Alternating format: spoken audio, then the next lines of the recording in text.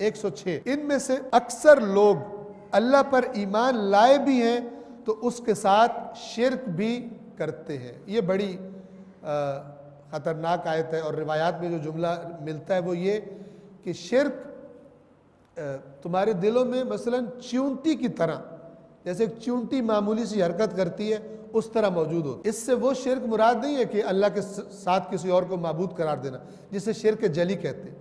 اس سے شرک خفی مراد ہے۔ اکثر ایمان بھی لاتے ہیں لیکن شرک بھی کر رہے ہوتے ہیں۔ یہ شرک وہ بڑا شرک نہیں ہے، دیدہ دانستہ کوئی ایسا عقیدہ رکھنا کہ اللہ جیسا کوئی اور بھی ہے، یا مثلا کسی اور کو اللہ کی صفات میں اس جیسا سمجھنا۔ یہ کون سا شرک ہے؟